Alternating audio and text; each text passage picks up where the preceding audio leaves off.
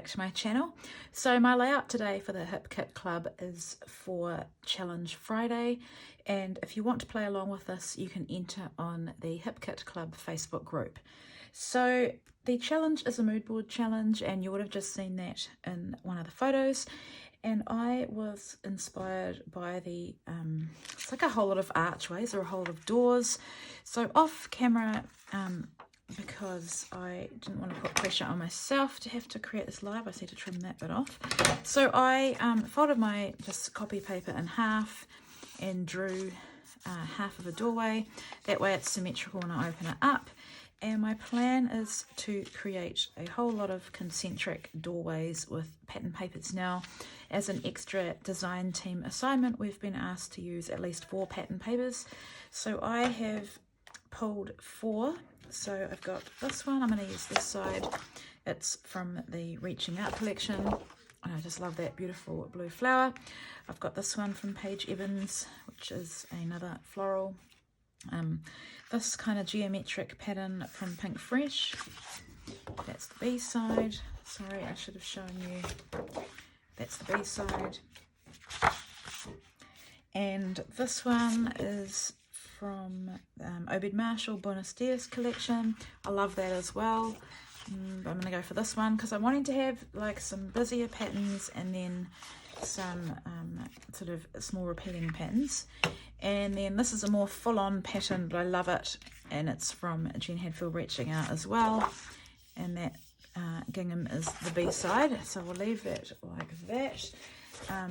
Also what I have is this photo of Azaria. She has hurt her wrist for the 3rd time, and the reason I'm going to scrap that photo is because I just think it will go really well with the Keeping It Real collection from Pink Fresh, which is heavily featured in this kit. So I've pulled some of the die cuts that I think are going to work, and then I've also got the cardstock stickers, the puffy stickers, the stickers, the cardstock stickers, and also the actual thicker kind of letter stickers, and the enamel dots.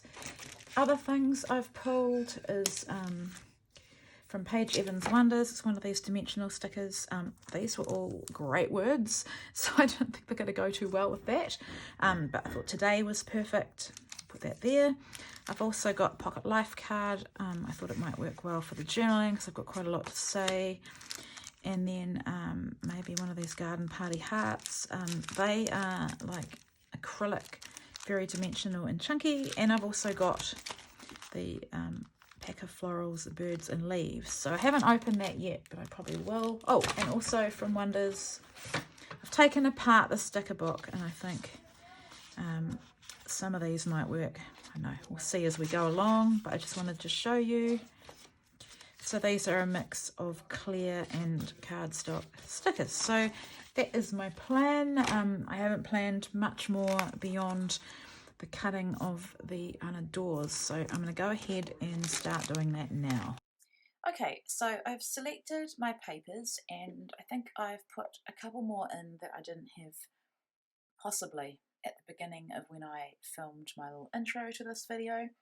So what I do is I cut the first paper, tracing around exactly the shape of the door that I've cut, and then with each subsequent door I'm just cutting them larger. Now this is quite organic in that it's not perfect. I never intended it to be perfect. If I wanted it to be perfect I would have cut this on my Cricut. I like the fact that I haven't measured anything, and I like the fact that you know, as these doors get larger, they're not going to be exactly equally larger.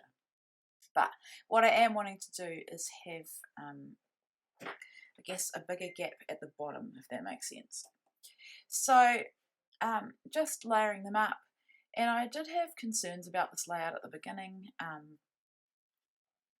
Yeah, I was concerned about having too many papers and too many patterns, but I think I've definitely positioned each paper or gone with a grouping that is like a busy pattern, then a not so busy pattern. And I think like, I probably say this on a lot of my videos, but sometimes I have concerns as I'm making the layout, and I wonder how it's going to come together at the end. And I'll talk more about the photo and the story of this layout later, because this is one of those layouts where what I've created has nothing to do with the photo, and I'm actually not an overly themey scrapper anyway. And that's what I love the most about hip kits. Aside from Christmas, and even then you could make winter themed layouts with the Christmas kit, these layouts are not overly themed. So I've distressed the edges, and then I've machine stitched in white, I don't know, about an inch in, I guess, or half an inch. I'm not very good with inches and things, but yeah, I've equally sewn around each one, and then I'm going back and distressing again because for me it wasn't distressed enough. And I noticed that the Paige Evans papers are thinner than the Pink Fresh ones, so probably don't need as much distressing. So this layout is based on really the Keeping It Real collection by Pink Fresh. I wanted to focus on that, especially some of the phrases that, obviously it's called Keeping It Real, so some of the phrases in there are very much real life, because life is not perfect all the time. So before I talk more about that, so I've positioned my doorways, and you can see how I've done it. I played around off camera with many different ways to position these, and I was concerned that they look like headstones, but I'm hoping they look like a doorway, not headstone. And I think by the time I add all my embellishment, you'll see that they're not. Now I needed to add something to my white background, so I've gone with some Distress Oxide in Broken China, I think, and I've added in one of the shimmers that we got, a Vibes, called Snowway Man. I think that was a few kits ago. I've added that in as well, and I just needed something that was darker than the splatters that the Distress Oxide was creating, and I don't have many Distress Oxides in my stash. I'm building them up slowly, so one way you can alter the colours is to add another medium in. But anyway, that's just a minor detail. Here I needed something to separate the photo from all those doorways, so I've gone with yellow cardstock. I changed the colours of this photo to black and white. It was never going to look good with probably any scrapbooking product. It's taken at our local medical centre in the A&E department, where you get a cast put on your arm. So before I get into the story, I think I'll talk about the photo as I'm embellishing, because it's a lot of repetition. But what I'm doing here is now adding some double-sided tape to this collection of papers, and I've also put a couple of layers of craft foam behind my photo because I want that to sit up. Now I would normally add dimension, I guess, between each of my layers of paper, possibly with a design like this, but because I have so many pieces of paper, I have stapled them together in a position where the photo will cover the staple, and then I've added some dimension behind each layer with a little pop dot. So I didn't want to have a huge amount of dimension. If I added foam behind every single layer in the photo, this would just be overkill. So what I'm doing now is getting some of these Paige Evans stickers, and I'm adding the little embellished sort of photo corners to my photo. I think they're quite subtle, they're quite sweet, and I'm going through the Wonders floral birds and leaf pack. Now some of these flowers are massive.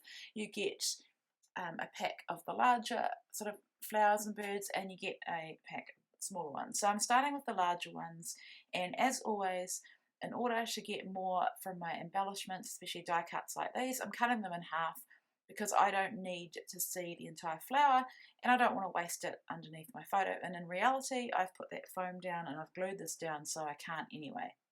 But that's just a little hint. And if you watch my videos regularly, you know that this is something that I do, and I'm not the only one that does it. Most people probably cut them in half. So just wanting to stop this looking like headstones and yeah, make it pretty. Not that it's not pretty, the papers are beautiful. I'm just wanting to make this more girly and pretty because it's about Azaria. So while I'm doing this, I'm also wanting to get some of those phrases on there, and I'll just read out off my layout what some of them say. One of them says, "One day at a time," "Things will get better," "Right now," and "Seriously," and "Whoa." There's also that circular one, the pink one. It says "Highs and lows, keeping it real." I think it says "Ups and downs," but you won't see that when I put it on my layout. So basically, this is a photo that I took as she was getting a cast on her arm. She loves netball, which is a big sport here in New Zealand and Australia. She plays on Saturdays. And on the Friday, so at school on Friday, she played ripper rugby, which is a form of rugby where they wear a belt and they have these tags hanging off. And rather than tackle or do touch rugby, the opposition has to pull the tags off, and that's considered like a tackle, and then you hand the ball to the next person. Anyway, it's not meant to be a full-on contact sport, but she got knocked over and fell on her wrist and hurt it, and she mentioned that she hurt it when she got home from school that day, but didn't really say much about it. And the next day we got up, her and I, and on Saturdays in winter, it's our thing to do is go and watch her play netball. And I love it as a mum. And so we went to the game, and unbeknownst to me, she had iced her wrist that morning, and I think even the night before, hadn't told me the extent of it. So I didn't really think anything of it. She hadn't complained. So she played a full game, which is about, I think, 40 minutes. And then when she came off the court, she was cradling her wrist and said it really hurt, like badly. And so then I thought, right, this is obviously worse than you said yesterday. I hadn't even really been thinking about it. Didn't even make the connection that she'd heard it and that it was still sore now. So I decided to take her to a medical centre. Now, I could take her to the hospital, which was nearby. It's a little hospital. Or I could take her to the medical centre. I decided to go to the medical centre because I think a lot of people will go to a hospital on the weekends, but the medical centre is actually open for A&E. So we went there, and they sent us back to the hospital for an x-ray because there happened to be staff in there to x-ray it, and there weren't staff at the radiology department of our medical centre because it's Saturday.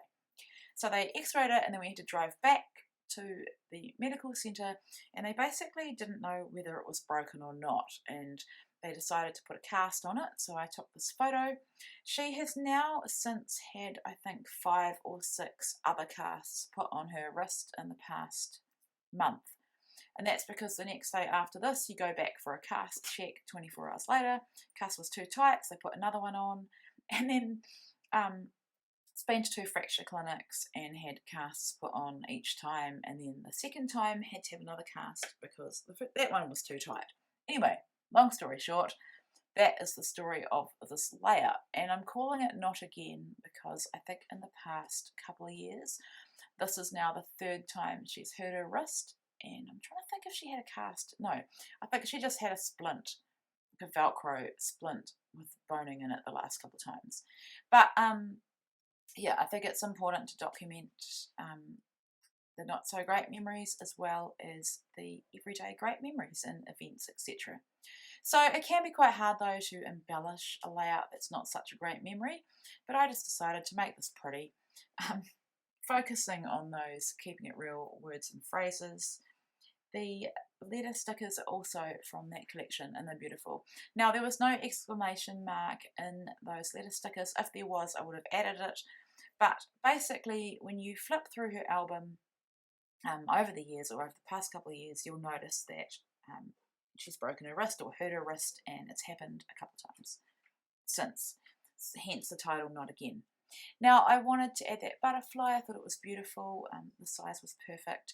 And then I decided to add some nested thread in a Missy Whiddon Brie Leopard style.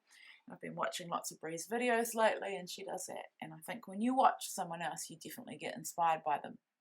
So my final touches are to add some of these clear stickers. They're absolutely beautiful.